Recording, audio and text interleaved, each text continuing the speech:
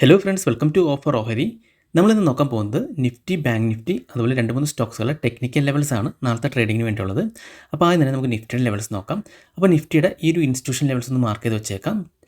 22,478, 22,465, അതുപോലെ തന്നെ 22,417, 22,403, 22,350, 22,341. ഇനിയിപ്പോൾ നാളെ മാർക്കറ്റ് ഇപ്പോൾ 22,478 ലെവൽ ബ്രേക്ക് ചെയ്ത് വീണ്ടും റീടെസ്റ്റ് ചെയ്ത് തിരിച്ച് മുകളിലേക്ക് പോവുകയാണെങ്കിൽ അപ്സൈഡ് പോകാൻ ചാൻസ് ഉണ്ട്. അതല്ല, ഈ 22,465 ലെവൽ ടച്ച് ചെയ്ത് താഴേക്കാണ് വരുന്നതെങ്കിൽ ഈ ഒരു ഇൻസ്റ്റിറ്റ്യൂഷൻ ലെവൽ വരെ വരാൻ ചാൻസ് ഉണ്ട്, 22,416 ലെവൽ വരെ. അപ്പോൾ ജസ്റ്റ് ഒന്ന് വാച്ച് ചെയ്ത് നോക്കാം ഈ ലെവൽസ്.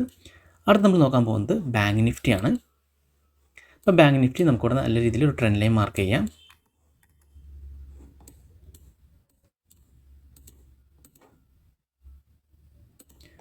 അതുപോലെ തന്നെ താഴെ നമുക്കൊരു ട്രെൻഡ് ലൈൻ മാർക്ക് ചെയ്യാം.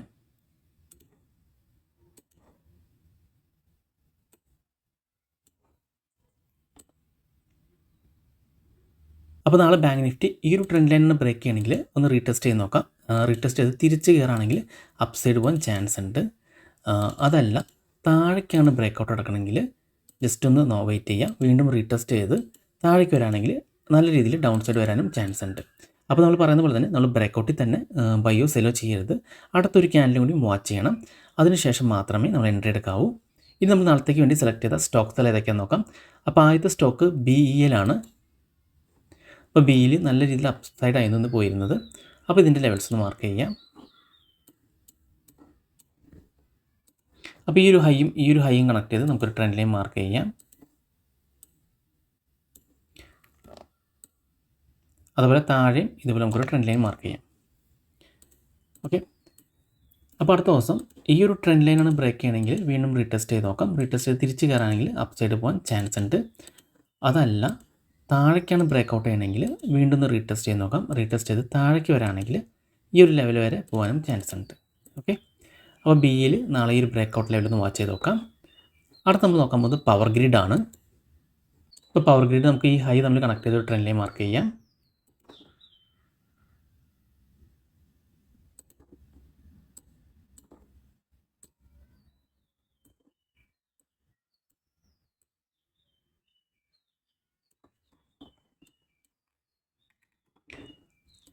അതുപോലെ തന്നെ ഈ ലോ തമ്മിൽ കണക്ട് ചെയ്ത് മറ്റൊരു ട്രെൻഡ് ലൈനോട് മാർക്ക് ചെയ്യാം.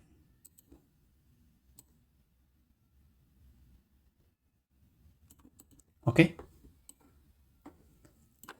അപ്പോൾ അടുത്ത ദിവസം ഈ ഒരു ട്രെൻഡ് ലൈൻ താഴേക്കാണ് ബ്രേക്കൗട്ട് ചെയ്യണമെങ്കിൽ വീണ്ടും ഒന്ന് റീടെസ്റ്റ് ചെയ്ത് നോക്കാം. റീടെസ്റ്റ് ചെയ്ത് താഴേക്ക് വരാണെങ്കിൽ നല്ല രീതിയിൽ ഡൗൺ സൈഡ് വരാൻ ചാൻസ് ഉണ്ട്.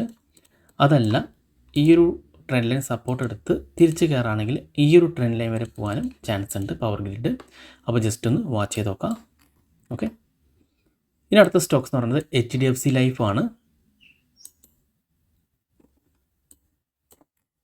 അപ്പോൾ HDFC ലൈഫ് നമുക്ക് ഈ ലോ തമ്മിൽ കണക്ട് ചെയ്ത് ഒരു ട്രെൻഡ് ലൈൻ മാർക്ക് ചെയ്യാം.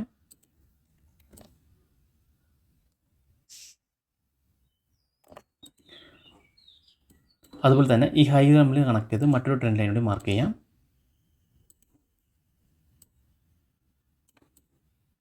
ഓക്കെ,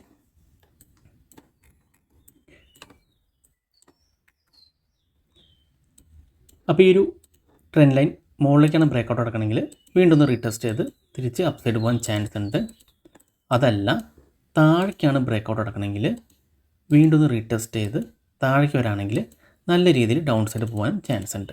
അപ്പോൾ ജസ്റ്റ് ഇതുപോലെ ലോ തമ്മിൽ കണക്ട് ചെയ്ത് ട്രെൻഡ് ലൈൻ മാർക്ക് ചെയ്യാം. അതുപോലെ ഹൈ തമ്മിൽ കണക്ട് ചെയ്ത് ട്രെൻഡ് ലൈനോട് മാർക്ക് ചെയ്തിട്ട് ഒരു ബ്രേക്കൗട്ട് ഒന്ന് വാച്ച് ചെയ്ത് നോക്കിയാൽ മതി. ഓക്കെ, ഇനി സ്റ്റോക്ക് റിലേറ്റഡ് ആയിട്ട് വന്നിട്ടുള്ള മെയിൻ ന്യൂസുകൾ ഏതൊക്കെയാണെന്ന് നോക്കാം. അപ്പോൾ ആദ്യത്തെ ന്യൂസ് വന്നിരിക്കുന്നത് ഹിന്ദുസ്ഥാൻ എയറോനോട്ടിക്സിനാണ്. അപ്പോൾ ഹിന്ദുസ്ഥാൻ എയറോനോട്ടിക്സ് കൊച്ചിൻ ഷിപ്പ്യാർഡുമായിട്ട് 1173 കോടിയുടെ ഒരു ഡീൽ സൈൻ ചെയ്തിട്ടുണ്ട്. പിന്നെ അടുത്ത ന്യൂസ് ഉള്ളത് മുക്ക പ്രോട്ടീൻസിനാണ്. അപ്പോൾ മുക്ക പ്രോട്ടീൻസിന് 50.4 കോടിയുടെ ഒരു ഓർഡർ കിട്ടിയിട്ടുണ്ട്.